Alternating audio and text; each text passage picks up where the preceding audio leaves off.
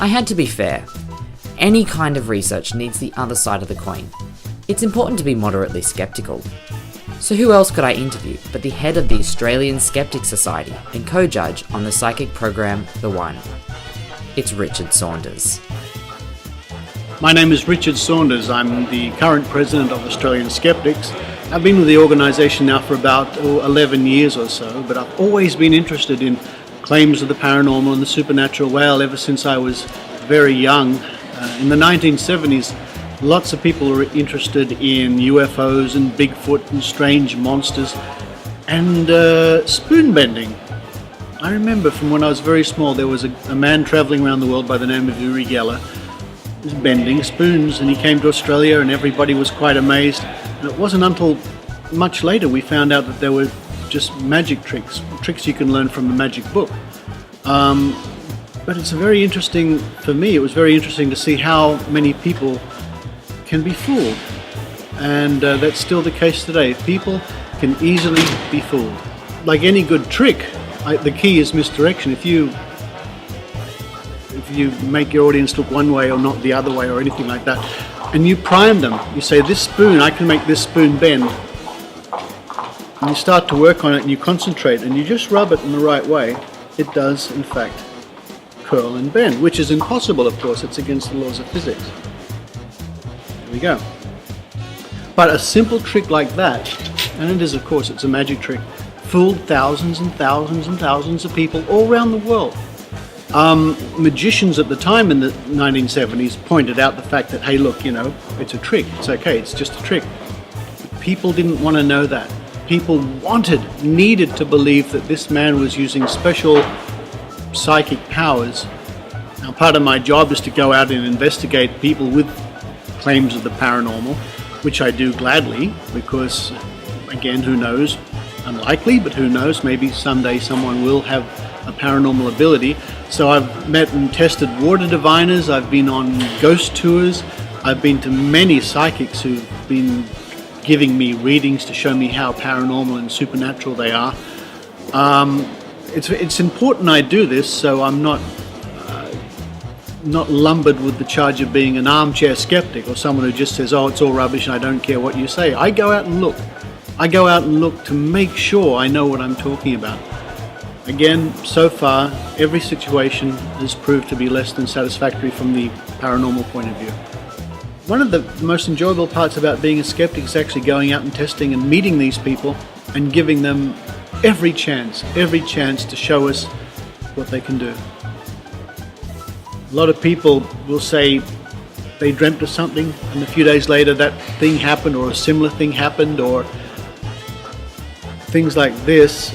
They'll see a feather on the ground and 3 days later a plane crashes and they'll put two and two together. We've been evolved to make connections. Our brain will put things together. It doesn't matter if those connections are true or false. Now, if I was going out to a grave site with a group of psychics, I would be conscious of the fact that I cannot disprove anything they say. If they want to tell me that they see a ghost, I can't disprove that. If they want to tell me that there's a whole row of ghosts all queued up for a hot dog, I can't disprove that either. Although they can't disprove that it's not really an alien disguised as a ghost. I don't know why they're so sure they're ghosts. And why do ghosts wear clothes? How does that work? Why would ghosts bother dressing? It's always seemed to me to be a bit odd.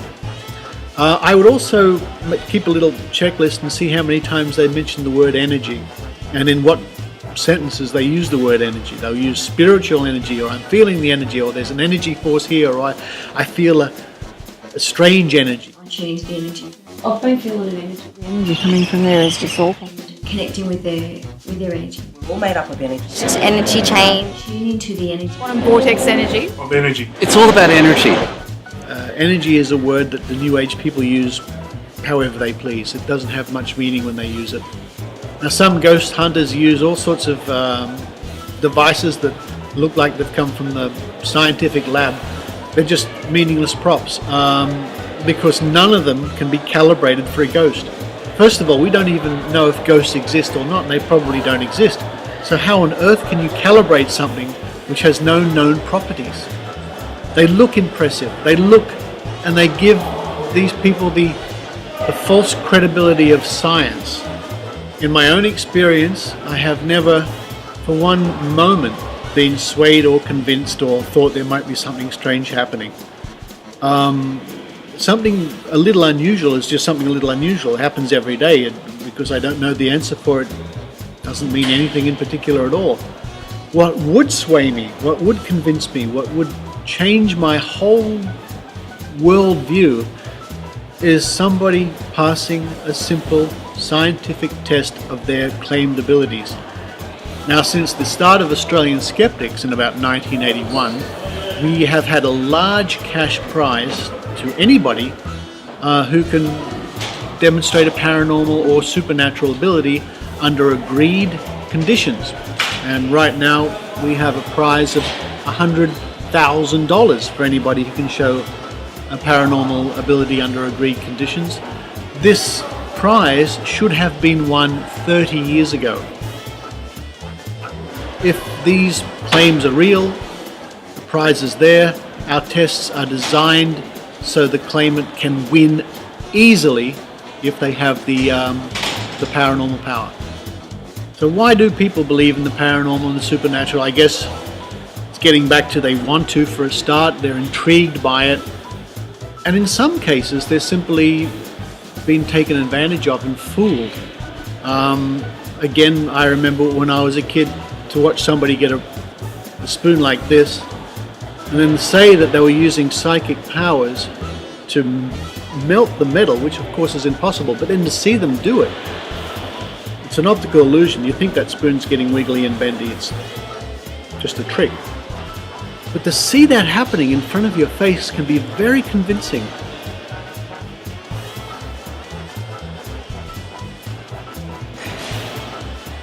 Very convincing.